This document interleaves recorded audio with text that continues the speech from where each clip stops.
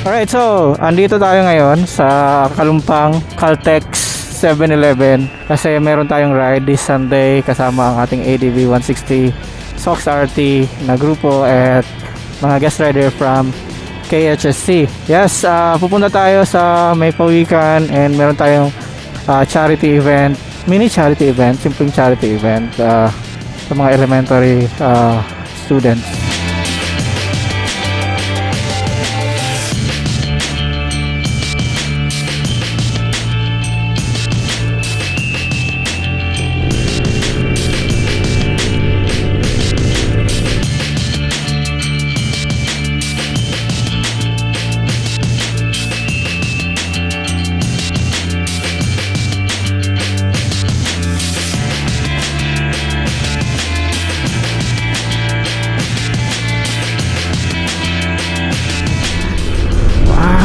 Ang ganda.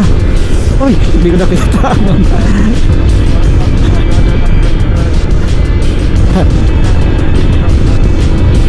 Yes.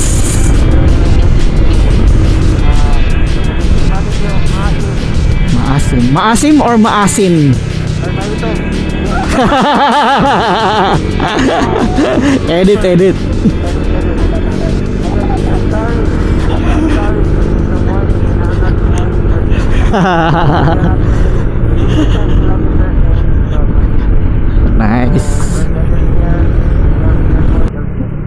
Nice, very good.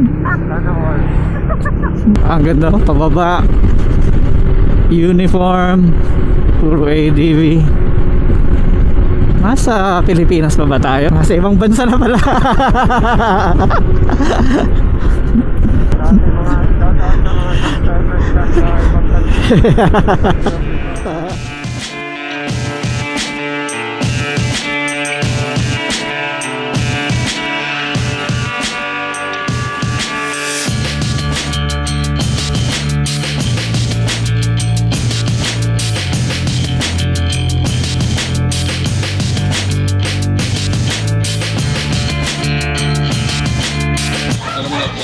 The Adventures of J1 and Motorcycle.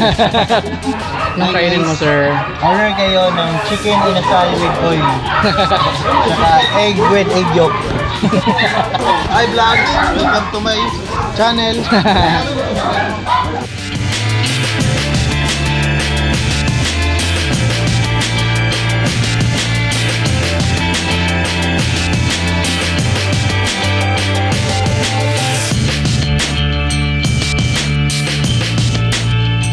Yan si Sir Kale, ayan. GoPro versus Insta360. Ito pa rin. Ito pa rin maganda. Okay, maganda to. Maganda to. Versatile. Ito sa kinainan namin, di ba? Hello. Maingay na, nakakain naman. Maingay na lahat. Nakakain na. First customer, 0001. Oh, di ba? Yes. Ba? Vintage. Kaya nga, vintage. NCR. Tapos, rim bar tsaka Nice. Look at that. NCR. Saan ka pa makakita ng ganito ngayon, no? Dito lang ako nakakita ng ganitong ganito. Ilang years na to, ma'am? Ay, 1980 pa ito siya. 1980. Mas matanda pa sa akin. Oo. Kasi mag-18 pa lang ako. kahit na ang ganda ng gear mo, kahit 50, 35, 85 yan. Kung hindi mo kayang ilabas dun sa craft mo, walang silbi. Grabe. Ang ganda ng camera ko, ang ganda ng lens ko. Sigma. Pero ako hindi ako marunong. Alright, so paalis na kami ng Maitom ngayon. Pupunta na kami sa destination namin. Sana naman. Sana may hustling. Papunta na kaya sa hustling, no? Alright. Ay, papasok na kami sa, anong tawag dito? Turtle Sanctuary or something? Ganun. Wow. Dito pala ang ganda ng bundok nila,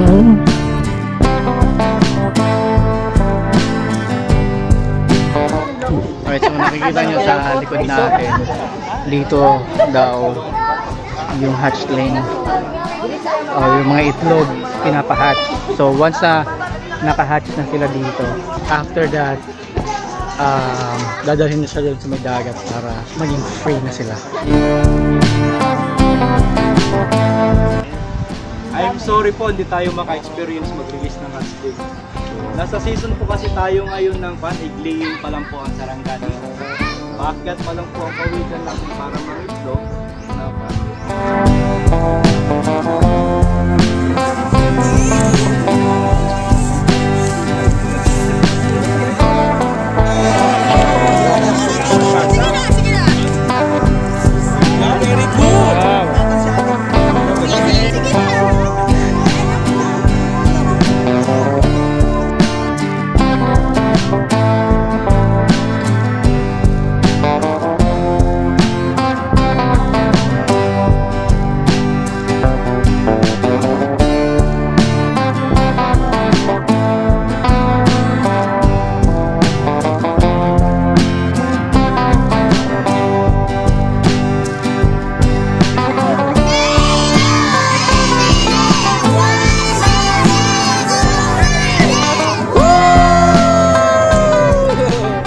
Tapos na kami dito sa Pawikan Sanctuary, and unfortunately walang hatchlings ngayon, so karoon lang kami ng mini charity sa mga bata and some game. Alright, so after ng doon sa Pawikan Sanctuary, dito naman kami ngayon sa water tubing. Dito kami ma-relax, mag-i-stay for a while bago kami umuwi. Water tubing adventure.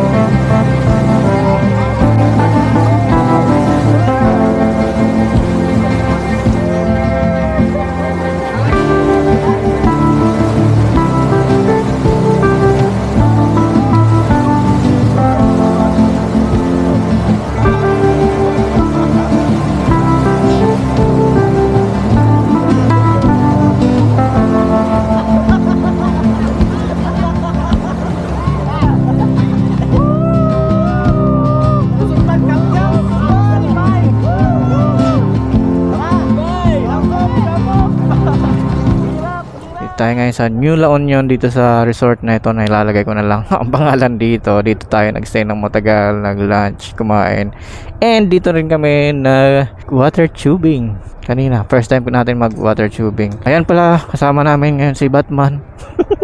Batman!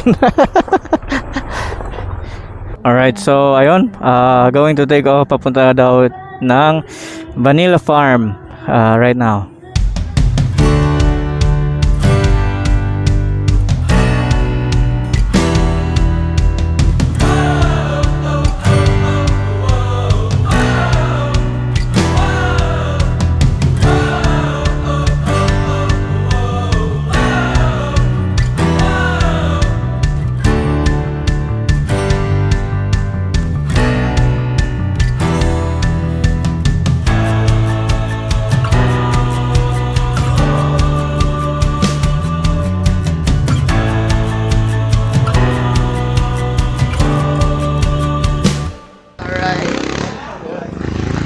tayo sa Vanilla Farm.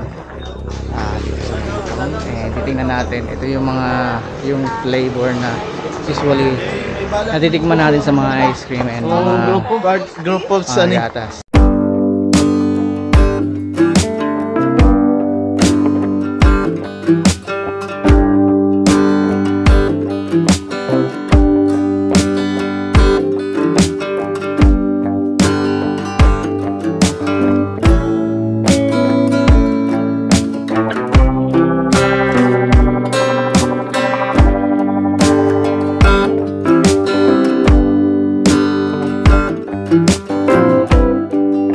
Mani siya yung bunga sir. Gani man siya sir kay for demonstration purposes. Ginapakita na mo siya unsa siya sa organ cell. Baligi flavor na lang siya. Shade lang na mo siya para pwede lang siya bisan sa compound lang. Kuha ng katas. Pero pwede siya delay shade. Pwede siya pag na siya sa farm. Sir, since pagtanong, mga pinaka-bulan bago Magkuan siya sir, bali 2 to 3 years before siya mag-flower. Tapos flowering to harvest na siya sa 6 months to 9 months. 6 to 9 Pero nami study ka ginabuhat ka ron with UST na pabungaw na lang siya in 1 year. Kana siya. So muna siya mo gina-workout ka ron na technology. Kanin siya kung ginabaligan naman niya siya sir 1,000. 1,000? Yun na sir extra. Yes sir. It's a pure extra. Anong gamit siya? Oil. For baking, kana gigamit ang flavor diyan for gelato. Pampagumot ba? Vanilla flavor. Ang authentic sa sir, authentic versus synthetic. Complementing si vanilla flavor na authentic. Ang katong mapalit na to chemical based lang siya. More on gina-enhance niya ang flavor. Pero lahi siya og lasa. Ito yung bunga ng vanilla na Pwede lang gyapon sa miasong. Ang andi niya lang gusto sir yung tubigon gid siya pero gulay lang so, siya, no? pwede gid siya sa miasong kay Palayan na din na Pwede na siya, di ka naman. kahit kung bahaon siya, paspas siya magbulok ang ugat. Paano siya pinaprocess into that? Parang nilalagyan lang siya ng oil and then that's it? Hindi sir, glycerin sir. Isang pad, tapos glycerin or vodka. For ilang days siya 2 months to 6 months sir. grabe, antayin mo pa talaga siya. Yung bunga niya is dito mga ilan din. Per plant sir, magbunga siya ng around 2.5 kilos pag green pods. Pag dried na siya around 400 to 600 grams. Kasi pag after hindi kasi siya drying lang na sir, curing yung term niya sa vanilla. Ang curing niya kasi nilalabas niya yung aroma at saka yung oil mismo ni vanilla. So pag once na mag-vacuum seal ka na, parang lalabas na yung mga katas-katas niya. So, kung curious kayo kung ano ang itsura ng vanilla plant, ito yung plant. Hi guys, so try natin tong Little Vanilla. Ito yung mga plants niya and ito yung ginagawang... Hoy, asang bunga? Nagbubunga daw, nagbubunga. Nagbubunga, walang bunga pa pala ngayon. So try Little Meow. Pero wala naman siya ginalagaan. So nala siya kumbaga kanya-kanyang setup. Kani dire ka ng severe ang iyang sakit kumbaga kay ang ang drainage system dire gagmay. So dili siya ma-drain ng tubig. Mo ni ang makita nimo pag bahaon siya ingani mo hang vanilla. Dili siya mamatay pero mag-yellowish, dagan siya mga tatag sa loob. Dili siya kayo na niya. So pag healthy siya, ingani siya mag-green. Tapos pag magsakit siya, ang defense mechanism ni vanilla kay katong infected area lang, katong severe na infected area. Naputol. Murag naputol lang siya pero because na siya yung mga aerial roots, mag-exist Continue pa rin siya. Buhay siya dire. Na siya murag kuan ba? Ang defense mechanism lang niya kay kung kinsa lang tong naisakit, dito lang ka mamatay. So, low maintenance ang vanilla. Siya ka nang malaya na siya. Bali, ang first niya na bunga 2 to 3 years, pero pag once makastart na siya bunga, every year na siya magbunga. So, bali, ang season sa pag-flower diri sa Philippines, kay na siya sa April to June. March, April to June. And then, ang harvest season na to diri November to January. Yung isang ganito, usually ilan ang makuha mo na bunga pagka... Kani sir, kay ang urban setup, na siya sa 5 plants ang gitanom dire. So, every plant is 2.5 kilos. So, kani siya, na siya 2.5 kilos ang iyahang green pods na ma-harvest. Pag dried na siya, around 2 to 2.4 kilos. Then, pag mahit mo ang jackpot, at least 20,000 na lang per kilo.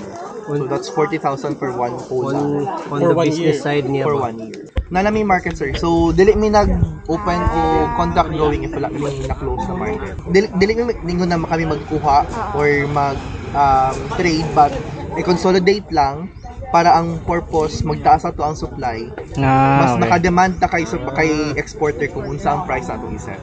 Okay. Dito lang siya within Maitom for now or open siya sa Region 12 sir, Region 12 Philippines. Naming gina-workout karon sa Masbate and Palawan. Oh, that's my hometown, Masbate.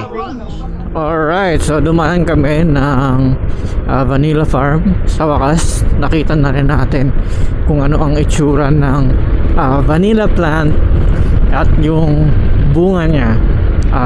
Actually, marami tayong natutunan and explain sa atin ni Sir yung paano yung process ng pagpapalago if ever na magtatanim ka ng vanilla. Yung vanilla pala is low maintenance na klase na tanim at hindi niya gusto palagi yung sobrang maraming tubig. Mas healthy siya pagka hindi masyado marami yung tubig, and that is really nice kasi parang passive ang kanyang pagtatanim, di ba? Especially dun sa mga taong hindi masyado like araw-araw nagdidilig, yung mga ganong klase. And at the same time, maganda siyang investment according to Sir, kasi ang 1 kilo apparently ng dried pods ng vanilla cost around 20,000. I think that's quite interesting, especially hindi siya makain ng space. Guys, nakita nyo kanina sa video natin, makakita nyo na parang meron lang siyang maliit na room and doon niyang nilagay yung mga plants ng vanilla, and that's it. Kailangan mo lang ng sunshade at least 50%, and then itatanim mo na doon na parang orchids lang actually ang itsura niya. So that was really interesting for me to know how vanilla plant looks like and how in real life, at yung kanyang bunga at paano siya pinaprocess. Sabi nila they are helping people that are interested to grow plants. So siguro i-feature na lang din natin yung kanilang page dito once we get it. And if you guys wanted to know more about it, you can send them a message. And the good thing about it is once naging vanilla plant grower ka na, sila mismo ang magsusupport sa inyo on how to grow it, and pagdating ng production or harvest, sila din ang tutulong sa iyo. Hindi mo na kailangan humanap pa ng buyer ng iyong vanilla pot. So napakaganda ng programa na yon.